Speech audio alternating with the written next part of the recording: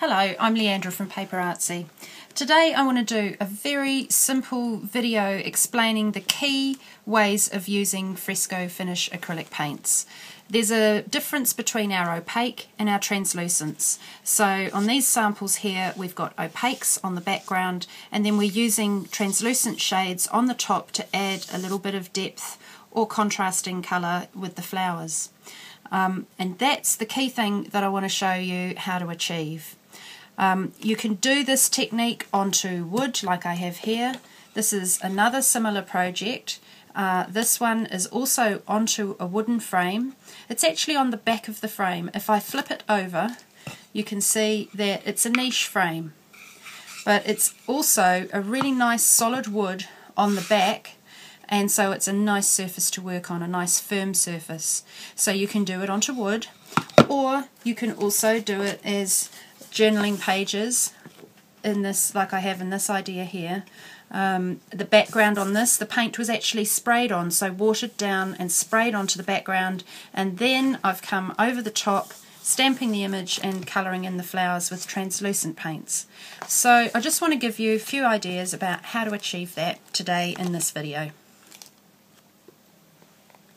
So for this technique you want to have a batch of opaque paints. These four at the front here are all opaque. It says it on the label down the bottom below the colour.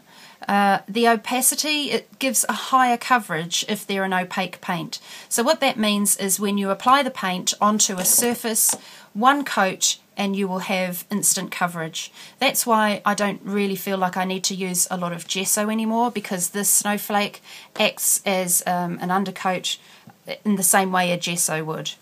Now on top of them, to build depth with the colour of the image, we're going to use translucents. These four, again, it says on the bottom of the label that, or five, it says that they're translucent, and you can see just by looking at the colour swatch across the chevrons that you can see a lot more of the black in the chevrons, which gives you an indication of the translucency. These are really fantastic for building depth over the top of an opaque. So as a general rule, I quite like to use opaques underneath and then build much more depth of colour with the translucents on top. Other supplies that you're going to need today: ink pad, cut and dry foam, paintbrushes. I've got a selection of different types of paintbrushes. It's nice to have some fine ones and some broad. We've also got water in a little spray bottle, which we use a lot with the paint. It allows us to thin the paint down to the consistency that we need it to be.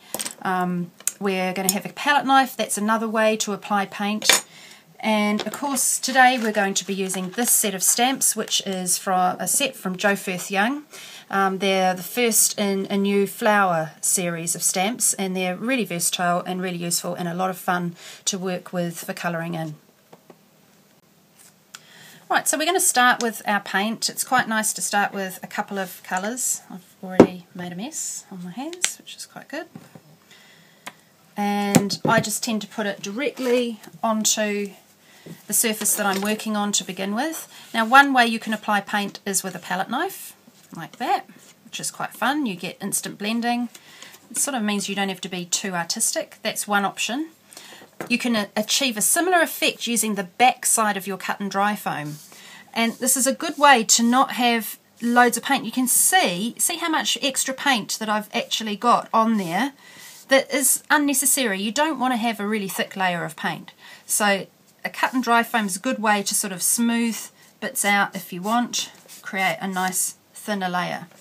A brush is another way that you can apply your paint, and if you've got little nooks and crannies, like around the edge of this piece there's a beveled edge, so you want to really work that into the paint, into the edges there.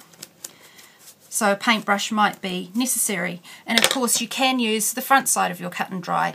If I'm using the front side, I tend to use it in a more patting motion, and again this just smooths out the paint and it gives you a much softer application, and you tend to put on lighter layers if you're applying the paint this way, and again it tends to get down in little nooks and crannies. So those are the four main ways that I tend to use paint.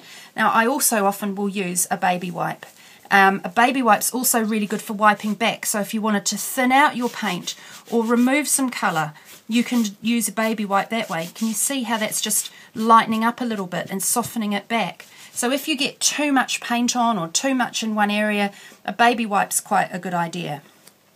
So now I've got a really thin layer of paint on there, and because it's a chalk acrylic, it does tend to dry fairly fast. This is touch dry. If you want it to be really, really dry to stamp on, then you need to give it a zap with a heat gun. If you're in a warm room, you know, it's almost dry. Kind of when you finish one end, the other end where you started will be dry already. This heat gun's making a few weird noises today. Right, so that's a random layer of paint just by using two different colours. If you want to build that paint up or blend it more, then you can do the same thing again, or if you go and look at our corner side video, that is another way to apply paint. Now for this particular project, we're going to end up with the flowers stamped over the top here. So I'm quite keen to have it light at the bottom and getting a bit darker at the top. So I need to lighten off the bottom area here so that we can see the detail of the stamped image. So the easiest way to do that is go to a light colour paint. This is Honeydew, so it's a very creamy paint, but it's got a green tinge to it. So if I remove the excess paint off that brush, and I'm just going to cover this brush in some of that, and it's opaque again, so because it's an opaque colour, we're going to get high coverage over the top of the colours that are already there. So if I want a thin layer of it on there, then I'm just very, very little brush on the paint, and I brush it over in that manner so that it just gives sort of that rustic style. So don't put loads of paint on your brush, you really only need a little bit. It's better to do lots of thin layers than a massive thick layer, because it takes ages to dry, and if I'm doing it this way, I'm sort of seeing still some of the other colours under there. Now my flower head is kind of going to curve and come up here, so it might be a good idea to lighten off a section somewhere where that, roughly where that flower head's going to end up, because then when I colour that in, it will be much easier to colour it in if I've got a lighter background. Okay, that will do. Again, a bit of a zap to dry it off.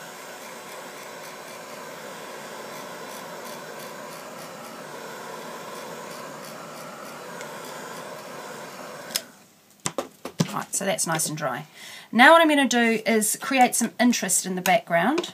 So I'm taking the words off this plate, take time to smell the flowers,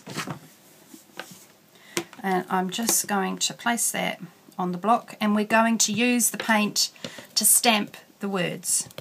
So I'm picking up that paint and tapping it. I'm going to need a bit more. I'll get some snowflake because it'll be a bit more of a contrast. So snowflake's our white. And you massage the paint into your foam. You don't want a massive lump of paint on there if you're going to stamp something fine detail like this. And then we just tap it over the words. Didn't even think about which way. Take time to that. Right, okay, it's that way. And I'm going to start at the top and then work my way down.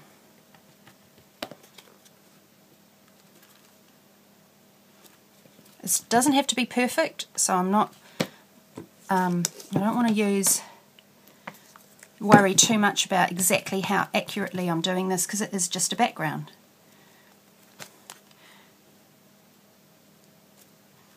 So I'm trying to get a couple of images out of that.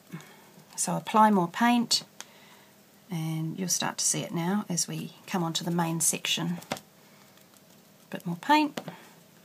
And I'm just altering the position. So I've started at the beginning of the sentence there. I could put the end of the sentence there.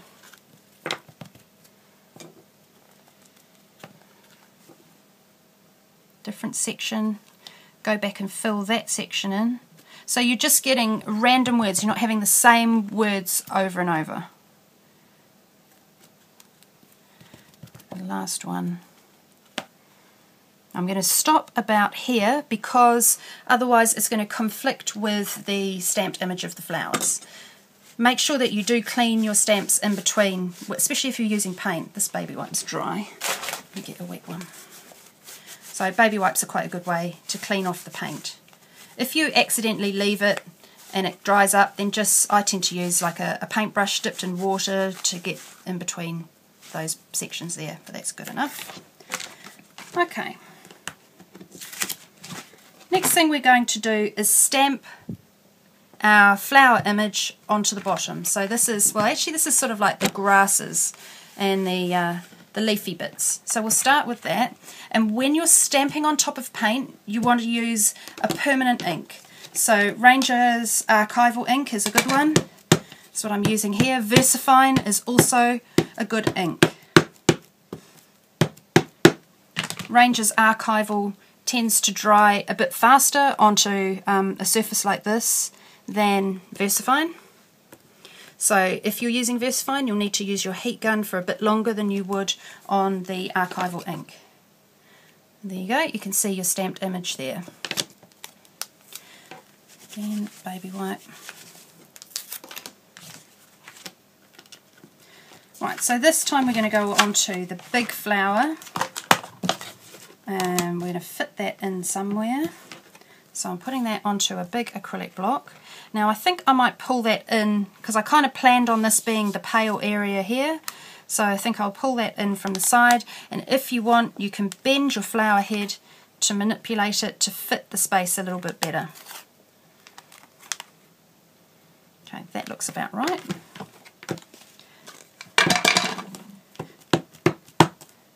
So I want lots of ink on here. This is a felt ink pad. It's very firm, which means you can't over ink your image.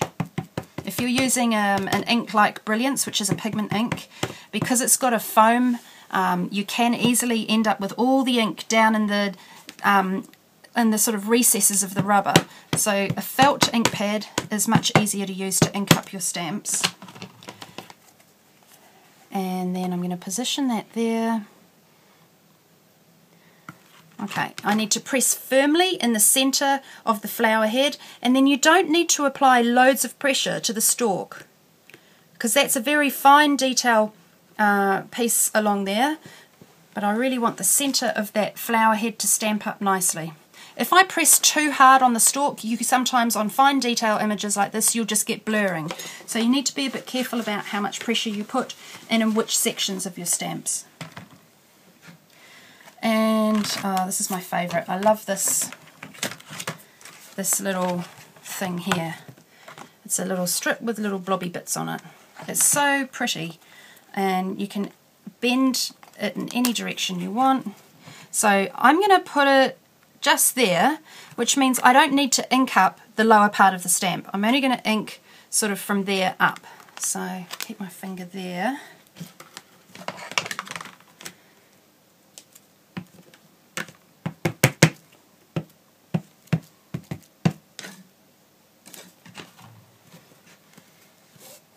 And that can go in the side here. Okay, so we get that nice little blobby thing. Technical term. Okay, so this is an archival ink. It needs to be thoroughly heat set before we can add any more paint on top of it. Once you heat set an archival ink, it becomes permanent.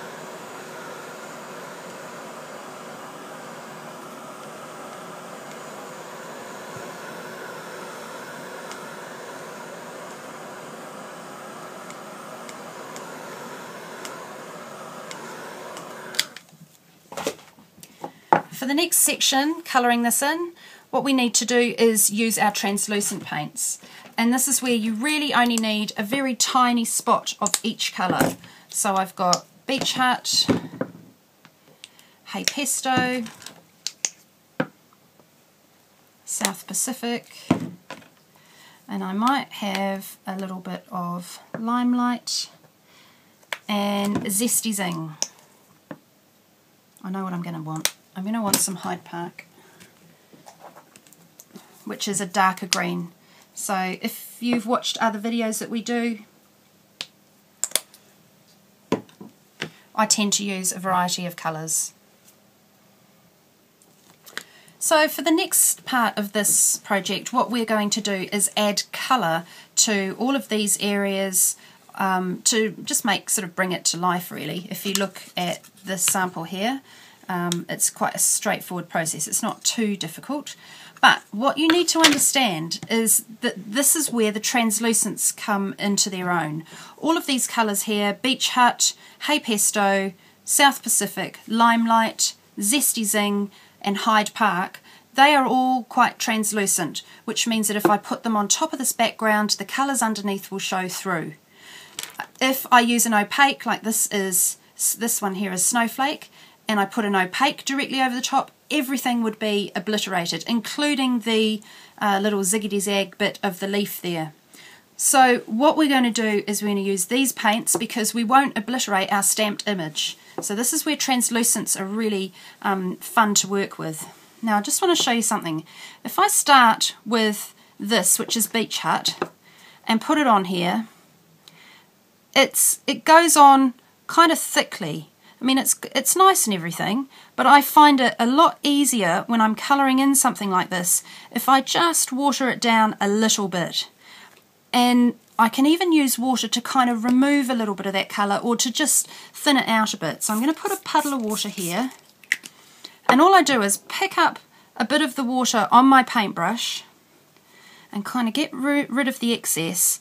And then if I come over the top of this, it helps me spread the paint out, or sometimes even where it's still wet there. Can you see that I can remove it? And that's quite cool because I can create a little highlight in through behind the paint. So I quite like using water with the paints to alter the consistency. I also find if I use water with the paint travels further. So probably didn't really want to do that leaf blue. Probably wanted to do it green.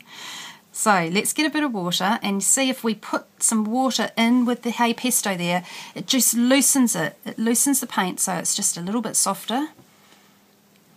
Let's just put Hey Pesto because it makes a bit more sense to have a green leaf than a blue leaf. Okay, so because Beach Hut is a translucent and so is Hey Pesto, you can still see the Beach Hut underneath, but we've made it a bit more green than blue. Okay, we're just going to come over the top of some of these as well. I like to sort of randomly not do everything identical, so it's nice if you do one of the blobbies green and one something else, so just mix it up a little bit. Okay, now here's a trick. I'm just going to clean this brush. If you've got an area that is too dark and you want to paint over the top, so say like on this background here I've used a really strong pink, but I want to paint over the top of this and have my oranges look really orange. If I put Zesty Zing directly on top of a pink background, it's not going to be a very vibrant colour. So if we put a whitewash of Snowflake over there first, then we'll see a truer colour come through. So we've got a bit of blue, a bit of orange, a bit of yellow, and so on. So with that in mind, here's my Snowflake. Where's my little bottle gone? But I couldn't put Snowflake directly onto this because it's an opaque and all the detail in the words would disappear. So you want to take a lot of water and not very much Snowflake. So don't mix your water into the whole puddle, just create a puddle that's kind of milky looking. And try that first. It's always better to try. Now you can see that's not any effect at all, is it? So add a little bit more Snowflake to your milky puddle and try again. Now that's looking a bit better, but it's not obliterating, it's not completely obliterating the writing. But this is also a really good way to paint. Like, you could actually leave it like this. You could just leave it with a snowflake shaded, like a whitewashed flower. And that is quite a cool thing to do because you can't really do that easily, like it's really hard to colour in with white pens, for example, and particularly still have the black words coming through. And if I clean the snowflake off my brush on the baby wipe, I could kind of, sometimes depending on the colour underneath, you can knock back to the colour underneath. So if I try and remove that, it's drying a bit too quickly in here. No, that's not going to work very well today, is it? I was just hoping that a bit more of the blue here would come through. Never mind, doesn't matter. Okay, so I'm going back to this beach hut. I'm going to colour this one. So you see my beach hut looks a whole lot more beach hut because it's got that whitewash of snowflake there.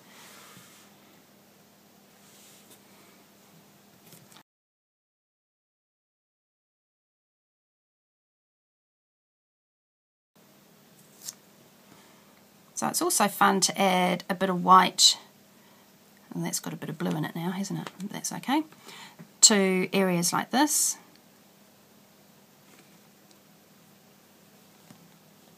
I'm trying to be really careful not to, no, just did it, not to go over the lines. But if I clean off my brush, get some water, I can fix that. See that?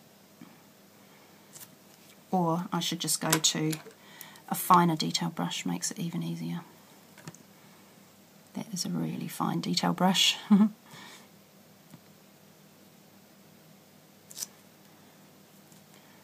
So this is where, if it's a plain area and it hasn't got any writing or text on it, then you can use your white quite happily. And sometimes it's fun to use like just a little bit of white, not the whole thing.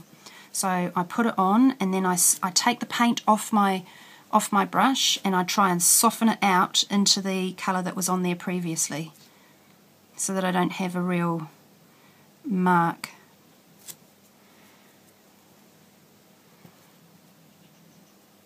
It's all about how much paint you have on your brush. You really don't need very much. Creating little highlight areas. Okay. Go back to the big brush for these other spots. Bit of Limelight. See how that's a bit thick? So add a bit of water to it. Limelight's a very, very punchy colour.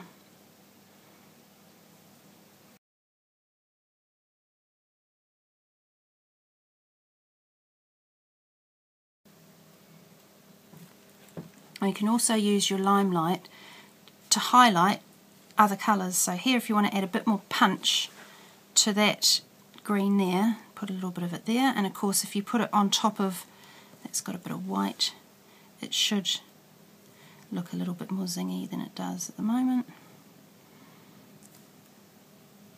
Same on that bit there. Okay, so I suppose we should do 2 green spots there. Maybe add a little bit of white through there. I put it on and then soften it out.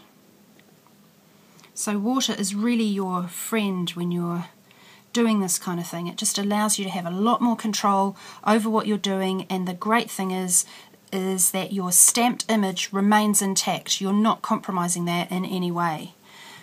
Right, so we've got to change the colour of this bit here, so I'm going to pick up a load of water and I'm going to go for a mix of green and blue. Always gives you a sort of a, I like green and blue mixed together, you get a really nice colour. Funnily enough, you get a greeny bluey colour, which is going to work on this. So here I'm going to start around the outside, just applying that paint so it's quite thinned down with water. I'll go right round. I find it easier to move my project. Some people like to keep their project in one place and move the hand. It's up to you, whatever works for you. So I'm just going around the edge of that, and then I'm going to take my brush, pick up some water, and then, that's got too much water on it, and then just soften it through so that I kind of get a shadow at the edge, but it's softening through as it comes through to the spots. A bit of a cheat's way of doing a shadow, I guess. You can always come back and add more paint. Get more of that puddle. So it's nice, even though you're adding water to the colour, you're not compromising the colour of the paint at all. It still stays the same tonal value, which is nice because you know what you're getting.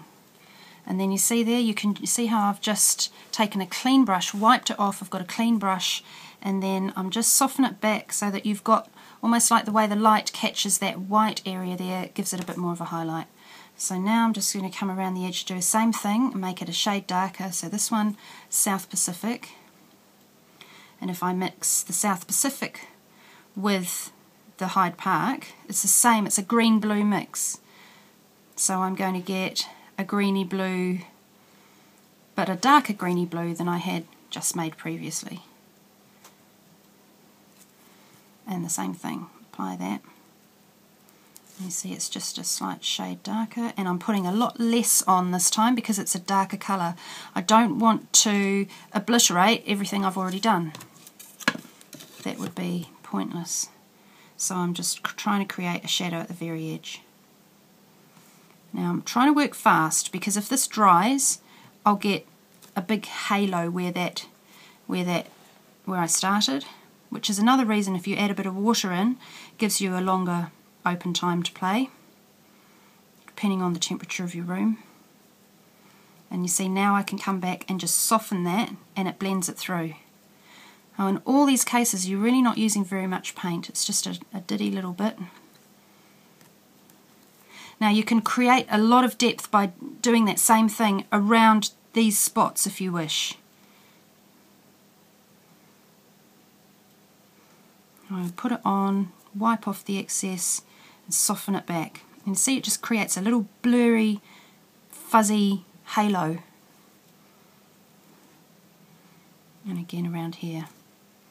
So I hope this is sort of explaining to you the value of a translucent paint.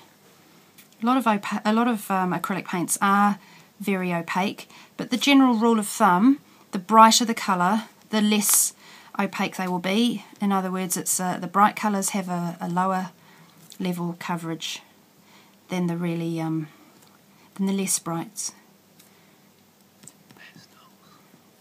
So most of our less bright ones tend to be sort of a pastel-y colour, like you've got your honeydew that we started with earlier. There's ice blue, nougat, vintage lace, all those really light shades, sherbet. Okay, so if we wanted to add a little, what else do we need to add to that? I don't know, I think I'm quite happy with it. Whitewash a bit more white on there. And to finish this bit off, all we need to do is add some greenery to the stalky bits. So let's go to our darker shade. Again, thin it out with the water, if you wish. Don't want that brush too wet. I'm just going to start along there, and you watch the difference this will make. It just pops the image off the background. Just highlights it just that little bit extra. And then when you're doing all these little flowers, they're not really flowers, are they? They're leaves and bits and bobs. So we're going to create a grassy base. You don't have to be perfect about it, which is quite cool. And then let's get that same colour. That Hyde Park is quite a cool shade of a green. It's slightly deeper, slightly darker than Hey Pesto.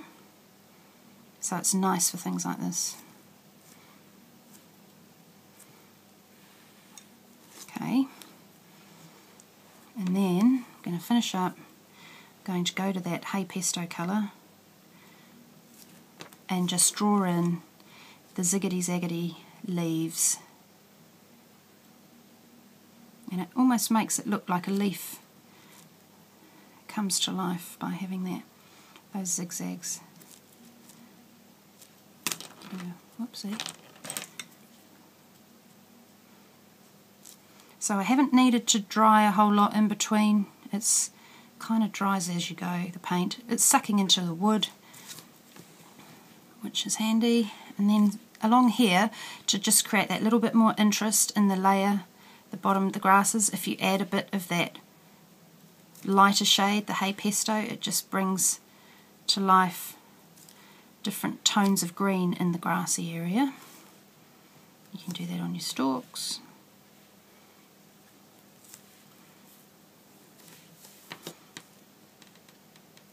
As well.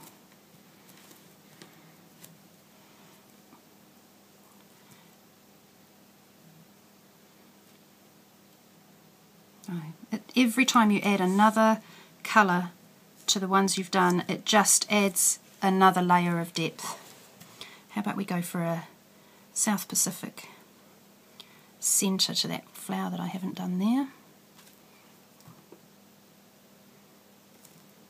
Getting it just the right amount of water and paint.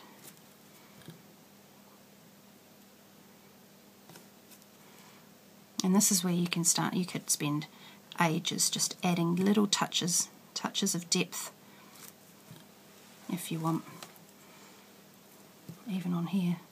See, if you just add a little touch of that bluey shade, it's just another little bit of depth. Same on the leaf. Let's add a little touch of Hyde Park just along there. Adds that extra shading.